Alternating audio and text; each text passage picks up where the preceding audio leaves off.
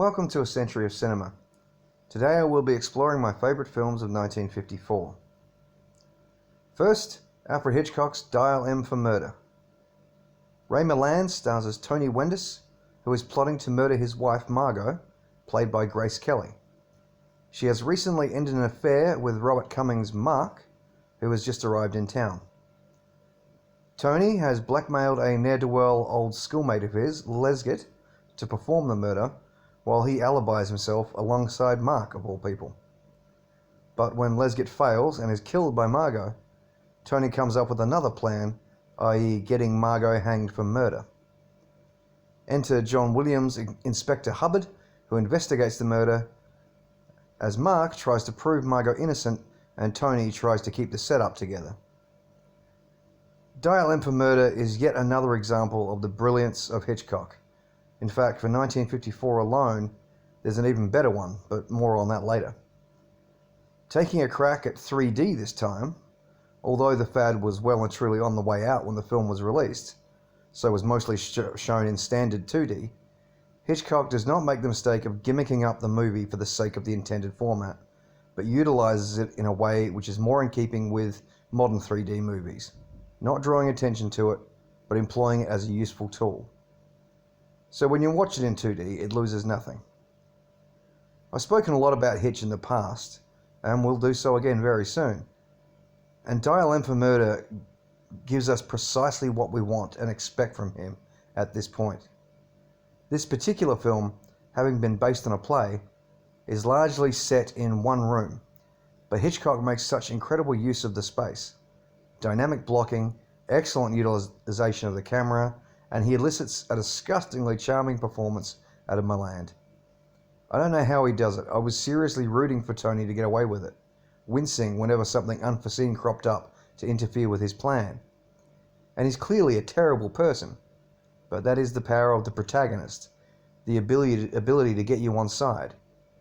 Hitchcock knows this, and how to use it to maximum effect.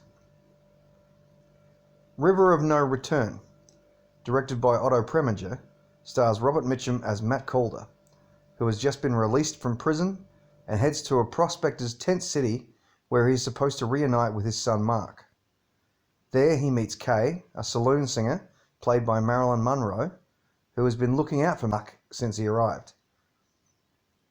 Her fiancé Harry is a shady gambler who has won a gold claim downriver, so he and Kay set off.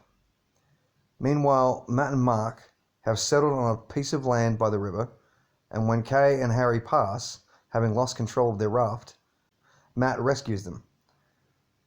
But soon after, Harry steals Matt's gun and horse, leaving everyone else vulnerable to Indian attack. Their only choice is to navigate the treacherous River of No Return.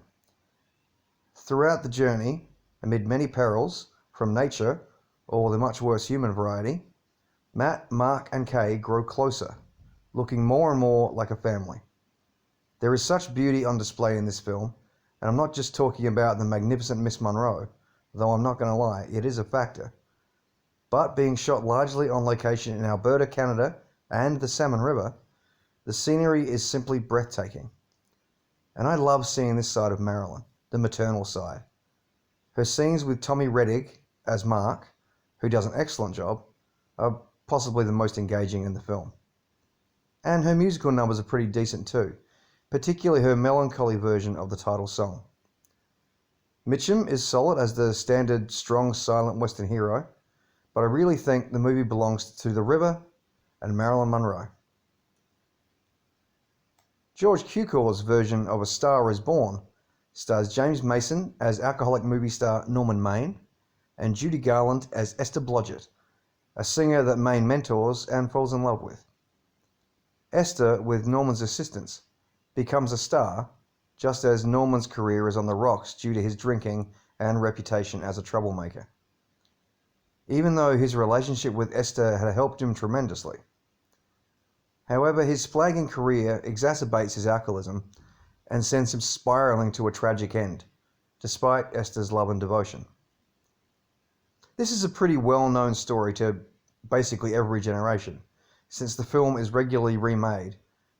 This version is already a remake of the 1937 film of the same name. but this iteration is definitely my favourite. Shot in stunning Technicolor and sweeping CinemaScope, it is gorgeous to look at.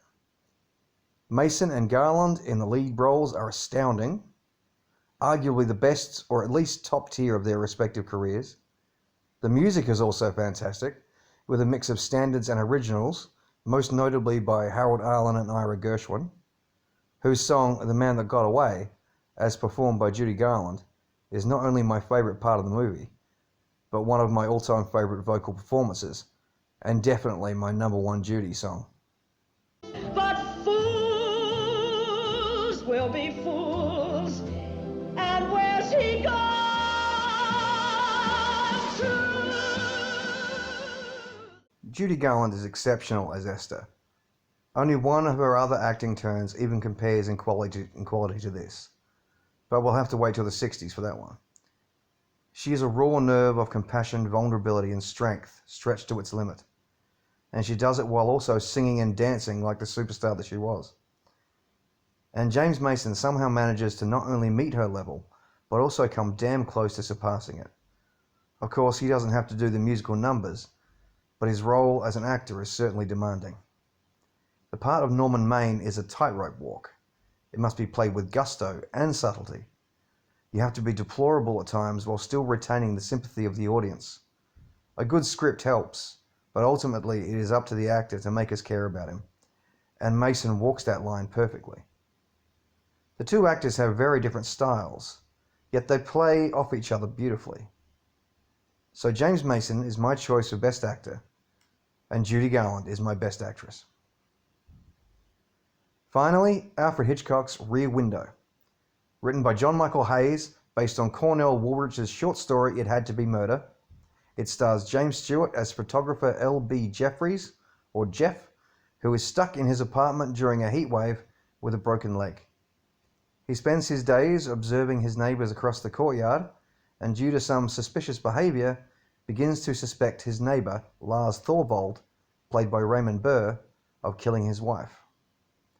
During this time, he is also struggling to commit to his girlfriend Lisa, Grace Kelly, because she is, quote, too perfect.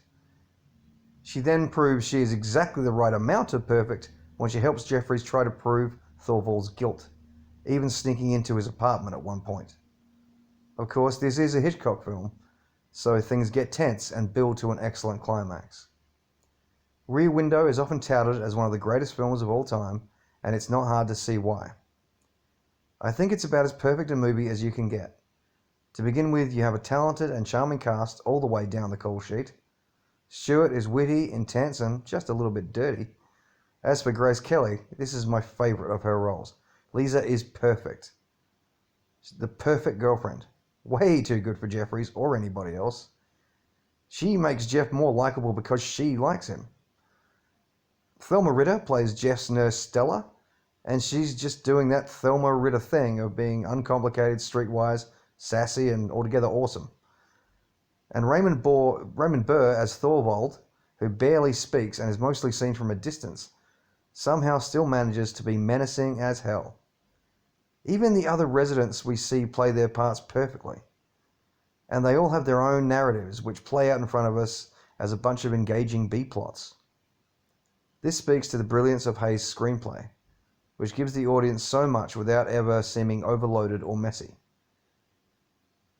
And combined with the genius of Hitchcock, who masterfully manifests the world Hayes and Woolrich created, cheekily beckons us into this voyeuristic realm, then gives us a cursory spanking for being naughty, all the time still keeping his eyes firmly on Miss Torso.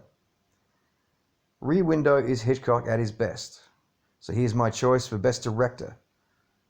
It also gets Best Screenplay for John Michael Hayes and Best Picture of 1954. Join me next time on A Century of Cinema when I will be discussing my favourite films of 1955. Now go watch a movie.